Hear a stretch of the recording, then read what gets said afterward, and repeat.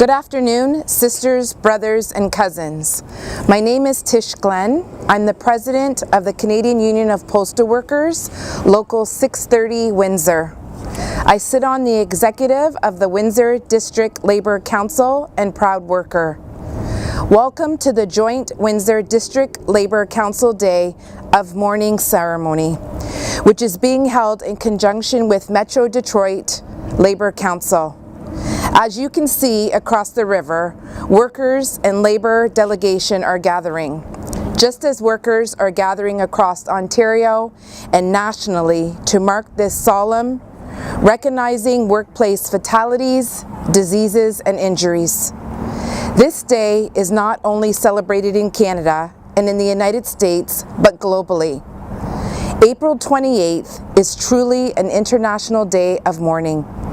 I would like to recognize the work of the Windsor District Labour Council Occupational Health and Safety Committee, United Way Windsor Centraid, Labour Services, and the roles of worker activists among our Windsor District Labour Council, affiliate locals, and everywhere fighting hard to make all workplaces safer, healthier experiences for workers.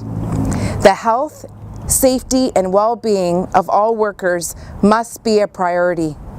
In keeping with long tradition of the Day of Mourning ceremony, in noting the passing of workers, we'll take a moment of silence to remember those in workplace accidents and from occupational illnesses.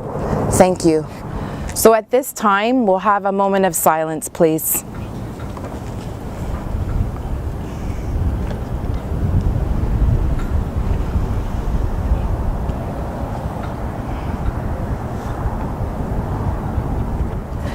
At this time, I will come to you humbly with words from Father Capitano. On this National Day of Mourning, in which we remember all those killed or hurt in their workplaces, the remedy for this situation, I would recommend that we support and encourage labor unions because, 1, our unions are instrumental for creating better social order, and 2, unions are a necessary power group. And 3, unions defend human dignity. 4, unions allow workers to stand on their own feet. To conclude then, respecting and supporting unions should help to prevent workers being killed or injured in their workplaces. I also want to thank Father Michael Ryan and his book, Solidarity, for pointing out the effects of unions. The 4 points I got on the value of unions I got from Father Michael Ryan's book, Solidarity, Christian Social Teaching, and Canadian Society. Thank you, and God bless you all. Father Capitano. Hi, my name is Elizabeth Ha. I am an Equity Vice President at the Ontario Federation of Labour. I am an executive on the Windsor District Labour Council, an OPSU member, and a member of Justice for Migrant Workers. Today is April 28th, the National Day of Mourning. Today there is Day of Mourning ceremonies in cities and towns across Ontario. Today we remember those who have lost their lives, suffered injuries, got sick, or experienced a workplace-related injury. This year will be the 30th anniversary of the West Tray coal mine tragedy in Nova Scotia. On May 9th, 1992, early in the morning beneath the small town of Plymouth, Nova Scotia, a methane gas leak into the West Tray mine shaft caused an explosion. The sky lit up with a blue flash, and homes more than a kilometer away shook with the force of that blast.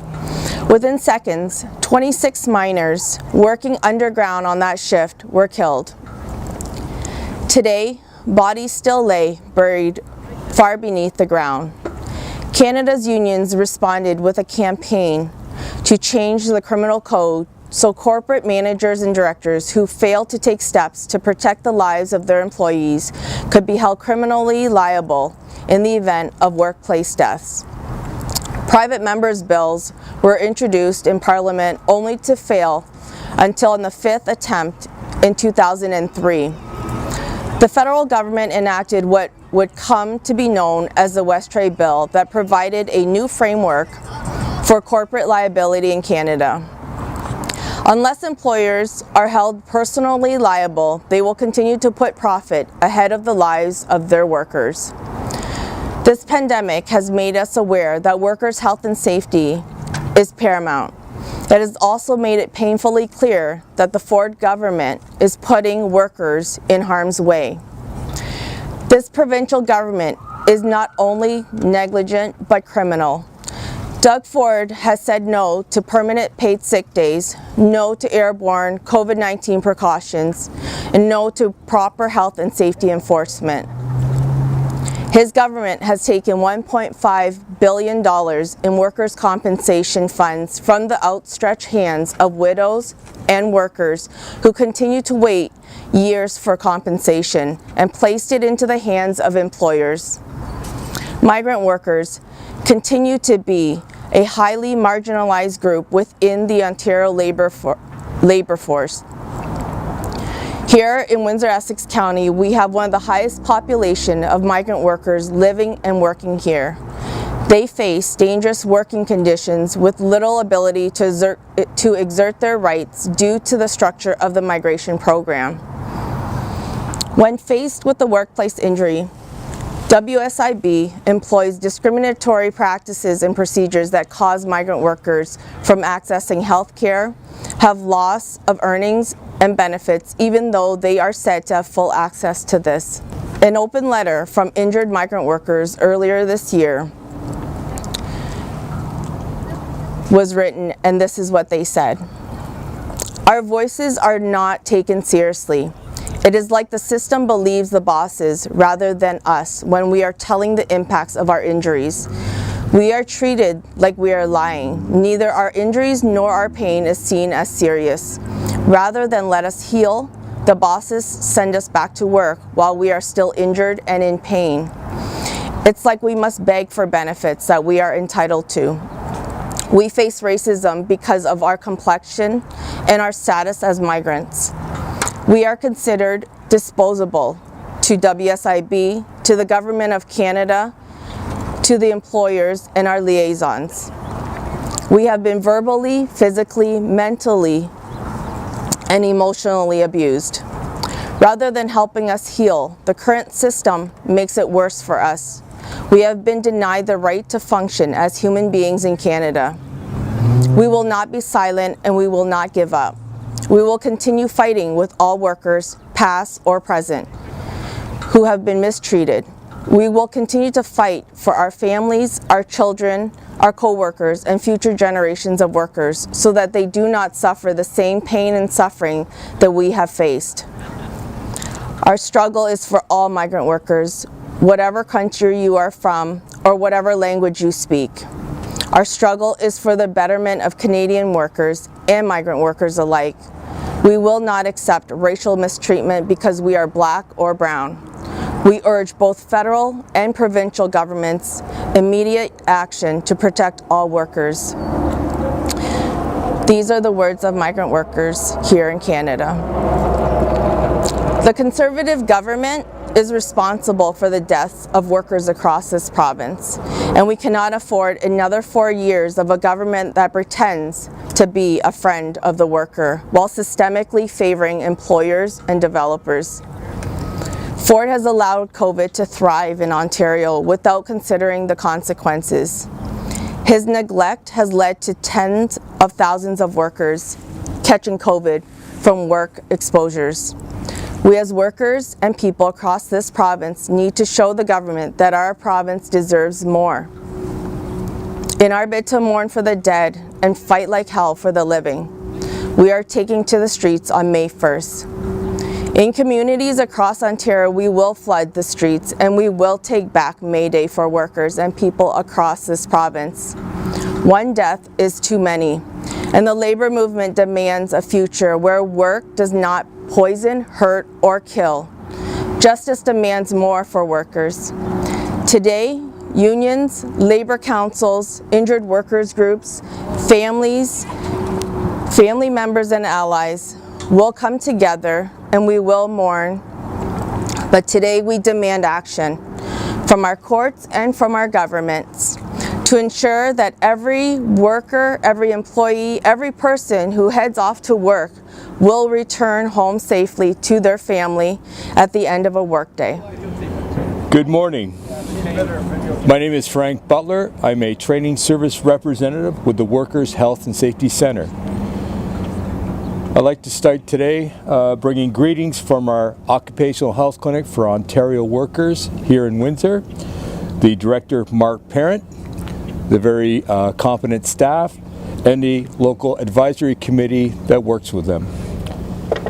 I also would like to note the work of the Occupational Health and Safety Committee of the Windsor District Labor Council and the co-chairs, Mike G. and Antonella Ciampa. This committee has worked hard through the last couple years with dealing with delivering training to affiliates during the pandemic in a very responsible and safe way, and consistently deliver message of a healthier and safer workplace. The role of affiliates and of the Labor Council is vitally important and has been so over the years and will continue to be so. After 2 very long years, we are here still standing, gathering once again in person on Labor's most solemn day. I am grateful to be participating in today's event, representing the Workers' Health and Safety Center, Ontario's only labor-endorsed, government-designated health and safety training organization. I bring greetings from the WHSC staff and our Executive Director, Andrew Mudge, our Board of Directors, drawn from affiliate unions who serve Ontario workers, and all who are privileged to work with the Workers' Health and Safety Center. We are very much a team play. So much that could be asked today and answered, but to begin, I ask you 2 simple questions. What is life worth? And what would you do to save life? The worth of your own life, or the life of someone you love more than yourself, your parents, your siblings, child, best friends. I venture to say you would answer their life is very precious to you. And to save that same life, some would answer they would do anything within their power. I would, and you would.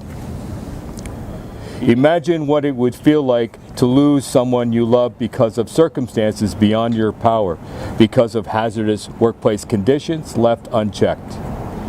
Perhaps you don't have to imagine at all. Unfortunately, too many don't.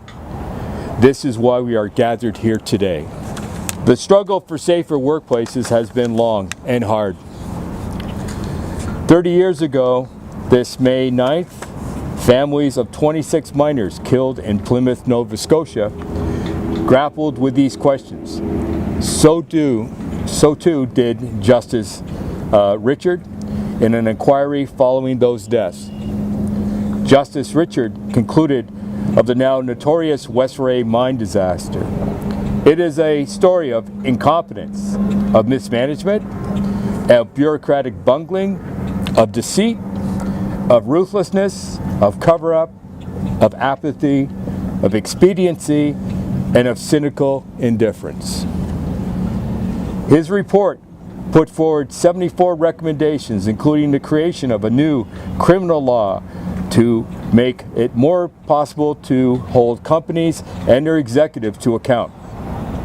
Occupational health and safety law across Canada requires employers to take every reasonable precaution to safeguard workers. When this duty of care is not met, they can be subject to compliance orders and prosecution.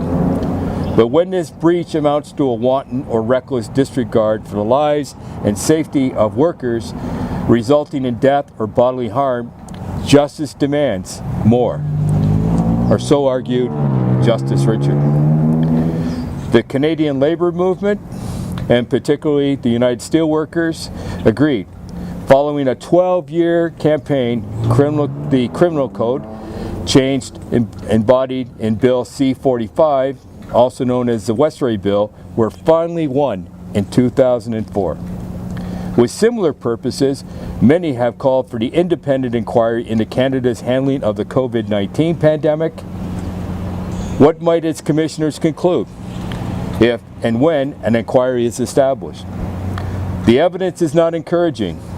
Little wonder the issue of criminal negligence charges have been raised in some quarters once again.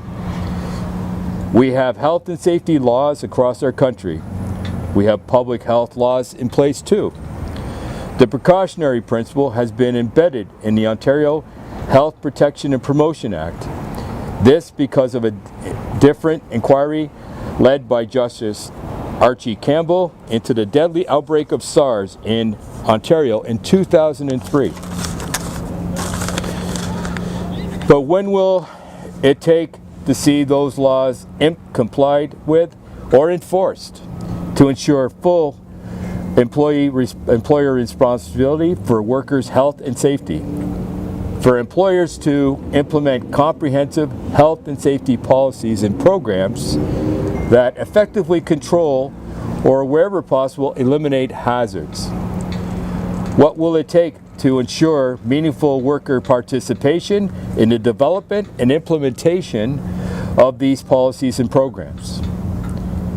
And when these aren't provided for, what will it take to criminally prosecute those responsible for the harms visited on workers? Would human empathy amongst workplace or government decision makers help? If they could somehow understand every worker killed with a person loved beyond all else, would it make a difference? Would they then do everything reasonable within their powers to prevent worker deaths? I like to think the answer would be yes.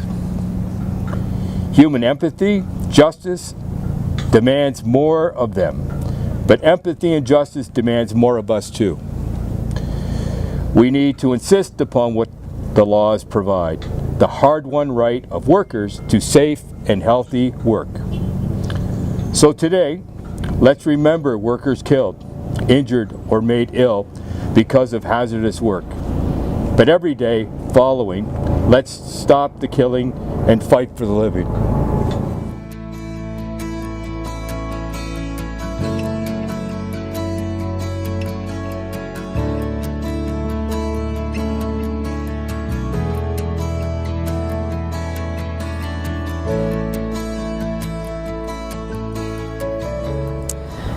Good afternoon, brothers and sisters. My name is Leilani Logroño, and I am the Manager of Labor Programs and Services with United Way Centraide Windsor Essex County. I'd like to acknowledge our sister United Way for Southeastern Michigan for bringing both sides together for this international commemoration. Thank you.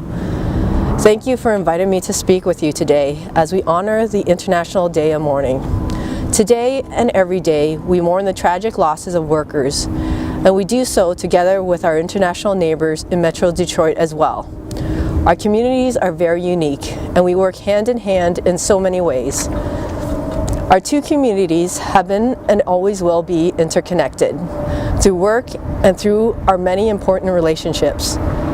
We are all in this together, and we all hope for environments that foster dignity and the health and safety for workers.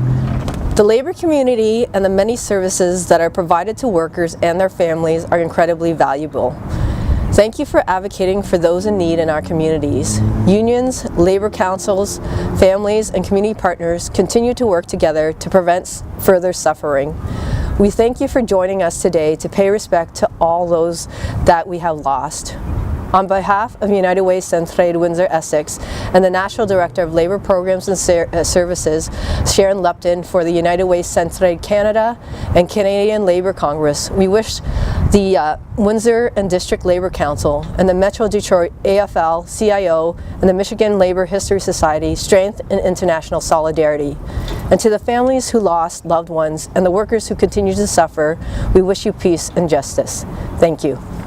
Hi, Brian Massey here, Member of Parliament for Windsor West. I want to thank all the organizers for the National Day of Mourning to make sure that not only the public, but also employers understand the importance and significance of a safe workplace. Ontario, Canada, and even the world, we still have too many workers that don't return home. In the last statistics available in 2019, nearly 1,000 Canadian men, women, and some of them youth never went back. I want to thank everyone for continuing to push the envelope to make sure that we have stronger laws, and you can count on me for locally, nationally, and internationally to protect workers. Thank you very much. Hello, I'm Lisa Gretzky, the Member of Provincial Parliament for Windsor West in Windsor, Ontario. I'm honored to join you for the International Day of Mourning. Over many years, we have seen on both sides of the border how poor government decisions and inaction has resulted in many preventable illnesses and deaths. Many workers put their lives at risk daily to keep the rest of us safe, healthy, and fed. Workers on both sides of the border and around the world should have permanent paid sick days. No worker should have to choose between their health or financial stability. Many people in my community and around the world have had to go to work when sick or potentially exposed to COVID-19 because they can't afford to stay home. Doing so puts their lives, their co-workers, families, and their communities at risk. Workers and their families need support, need protection, need real action in order to stay safe on the job every single day, regardless of where they work, to return home to their families safe and healthy every day. And when workers are injured or become ill on or because of their job, they should be treated fairly and not legislated into living in poverty because of bad government policies. On this day of mourning, we remember all the lives lost and recommit to fighting for the living. In closing, I'll read a poem by Anna Lennox, A Lifetime of Regret. I love you were his last words. As he drove out the winding drive, I watched and waved my little hand. Never again would I see him alive. For on that sunny August day, the world had seemed so bright, but sadly, in our home that day, darkness overshadowed the light. My brother was on his way home from the field when the tractor rolled in the ditch. It happened so fast he couldn't stop. The rake came apart at the hitch. I was playing outside when the truck drove in and the farmer walked to the door. The look of shock on my mother's face was something I had never seen before. Fire trucks, ambulance, and police arrived. Their sirens rang in my ears. My sister took my hand in hers and tried to calm my fears. The next few hours were a blur. At 4, I didn't understand. My brother had died, but what did that mean? Confusion overtook our rural land. In the years that have passed since my brother Ian died, I've learned what safety rules are for, to protect us as we work side by side. A manual is given, the contracts are signed. Too often, health precautions are left behind.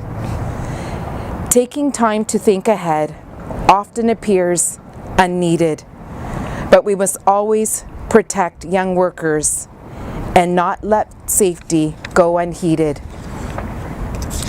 Whether a farm, factory, or construction site, occupational health and safety must always be right. Workplace accidents are preventable, but second chances are rare. We can't change mistakes from our past. Instead, we must learn and be aware. We cannot lose our sons and daughters before we understand that health and safety must be taught so that precautions may be planned. Workplace injuries and deaths are remembered with respect, not only for one day a year, but through a lifetime of regret. Thank you.